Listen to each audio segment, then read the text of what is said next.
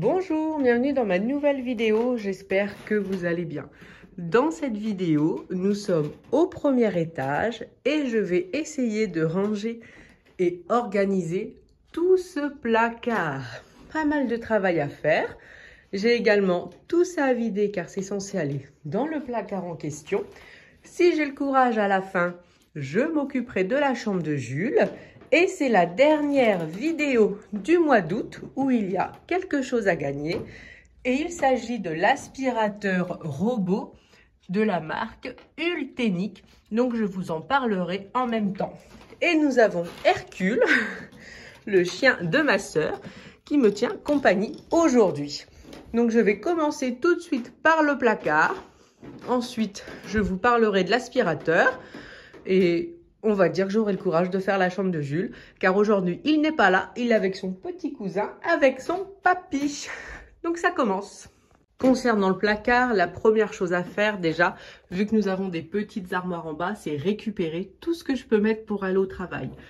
Par exemple, tous les hauts que je peux mettre pour bosser, pareil pour Simon, comme ça je ferai un petit peu de place pour y voir un petit peu plus clair. Mais avant, je vais quand même débarrasser tout ça pour pouvoir aller jusqu'au bout.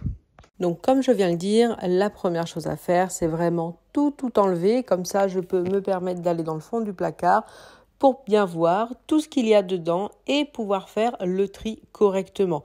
Alors, pour faire le tri, c'est comme tout, il faut vraiment que je regarde affaire par affaire, que je débarrasse entièrement tout le placard pour vraiment me rendre compte de ce que je vais mettre dans les armoires qu'on a en bas ou pas et essayer de trier les affaires correctement pour mieux m'y retrouver.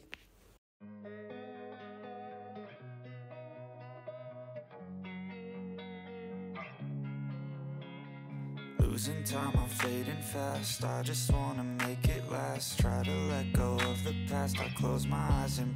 Pour l'instant, ce à quoi ressemble l'armoire, enfin le placard. J'ai gagné pas mal de place, donc j'ai mis t-shirt, robe, les vestes dans le fond et tout là les manteaux.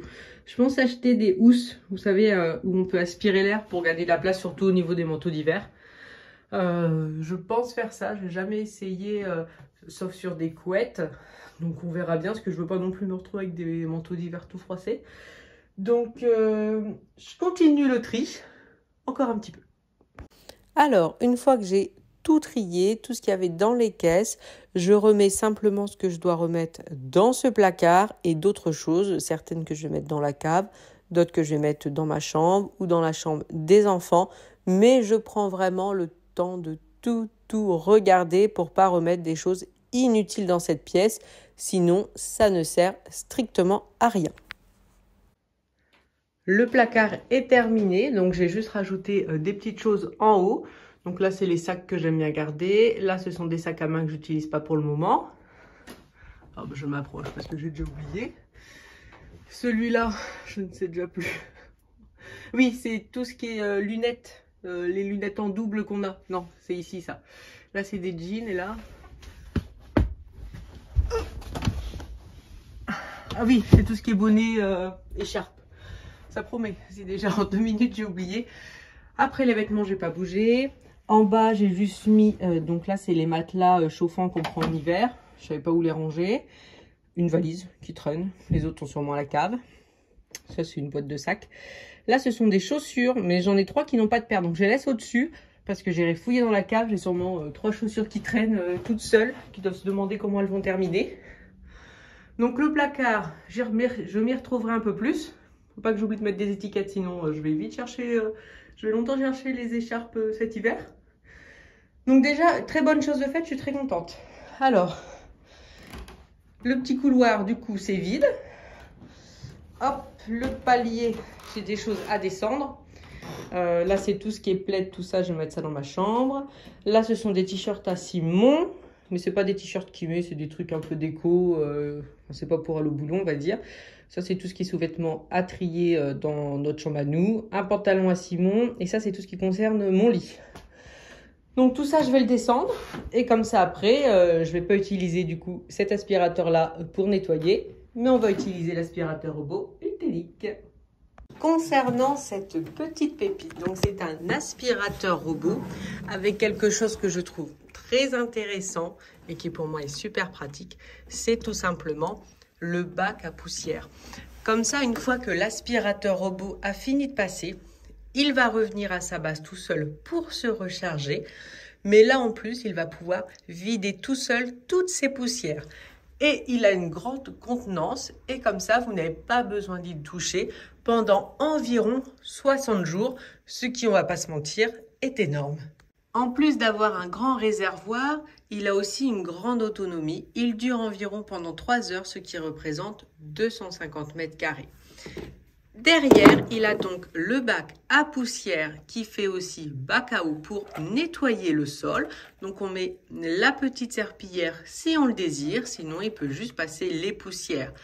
Donc là tout de suite, je ne vais pas mettre d'eau, mais on va le laisser aspirer l'étage, voir s'il est bien efficace. Donc là, on peut se rendre compte qu'il a une navigation à 360 grâce à le laser qu'il y a sur le dessus et on va pouvoir remarquer qu'il va vraiment éviter tous les obstacles. Bien sûr, il fonctionne avec une application comme tous les aspirateurs robots où il va pouvoir cartographier la maison et surtout, ce qui est important avec ce genre d'aspirateur, c'est prendre le temps de le programmer correctement. On peut programmer les jours qu'on veut, l'heure qu'on veut, si on veut qu'il aspire beaucoup, si on veut qu'il y ait de l'eau ou pas. Et c'est vraiment très très important parce que l'avantage de ce genre d'aspirateur, surtout ceux qui se vident tout seuls dans un bac, c'est qu'on n'a pas besoin d'y toucher, d'y penser. Donc on fait en fonction de son planning. Quand on n'est pas dans la maison comme ça, on n'a pas besoin de l'entendre. Et comme ça, on est sûr que pratiquement tous les jours, il peut passer pour qu'on garde une maison propre vraiment au quotidien. Faut vraiment prendre le temps de le programmer. C'est là tout l'avantage de l'aspirateur robot. Ensuite, je vais dans la chambre de Jules pour commencer à ranger et on va pouvoir remarquer l'aspirateur. Alors, je précise que normalement, Jules range sa chambre, mais comme il n'est pas là, je lui fais une surprise et on peut voir que l'aspirateur passe à côté de son télescope et il remarque les pieds. Donc, il ne touche pas, il n'y a pas de problème pour vraiment qu'on se rende compte à quel point c'est efficace. Et pendant que je range, lui, il va nettoyer même sous le lit, il va réellement passer partout comme ça. Je n'ai pas la corvée aspirateur à faire en même temps. Je me contente de lui faire une petite surprise pour qu'il soit bien content et je peux vous dire que ça a bien marché. J'ai une petite réflexion quand même sur le fait que pour pas de patrouille, il devient un peu grand. Donc, j'en prends bonne note et j'aurai bien l'occasion de changer ses draps. Donc, on voit vraiment, vous voyez, il passe avec sa brossette, il passe partout, il aspire tout. Et ce qui est bien également, c'est qu'il passe sur le tapis. Vous voyez qu'il peut monter le tapis et il augmente la puissance d'aspiration quand il est sur le tapis. Et on peut voir qu'il n'y a pas de souci, il passe partout. Et quelque chose que j'ai beaucoup aimé parce que ça me posait problème dans mon ancienne maison avec certains aspirateurs. Au niveau des rideaux, pour les rideaux qui traînent par terre, vous voyez, il détecte qu'il y a quelque chose. Donc, il ne va pas insister pour aller au niveau du rideau. Il va le contourner parce que combien de fois j'ai retrouvé des aspirateurs qui s'emmêlaient dans le rideau. C'était vraiment pas pratique. Une fois que j'ai rangé la chambre, je mets un petit coup sur le balcon de Jules, l'air de dire je ne fais pas grand-chose. Et on va pouvoir remarquer ce que l'aspirateur a aspiré au niveau du premier étage. Et là, honnêtement, mais j'étais choquée de tout ce qu'il y a dans cet aspirateur. Mais rassurez-vous, je le nettoierai avant de vous l'envoyer par la poste, rassurez-vous. J'ai donc rangé tout de suite les affaires qu'il fallait descendre. Je vous montre juste, je vous l'avais déjà montré. Mais si comme moi, vous avez une petite armoire, parce que moi j'ai mis mes chaussures en dessous. Là, j'avais une longue robe à mettre. Plutôt que de la laisser pendouiller, je la mets avec un autre cintre. Comme ça évite que ça traîne et que je la fasse tomber à chaque fois. C'est pas spécialement un gain de place parce que du coup, ça prend 2 cintres, mais ça évite le souci des petites armoires. Et en même temps, je suis contente. J'ai retrouvé mon permis de conduire et mes lunettes de soleil qui traînaient dans un sac à main. Bon, le permis de conduire, ça m'avait pas stressé plus que ça. Mais les lunettes de soleil, maintenant que les vacances sont finies, super de les avoir retrouvées. L'aspirateur est de nouveau à sa base, il charge tranquillement.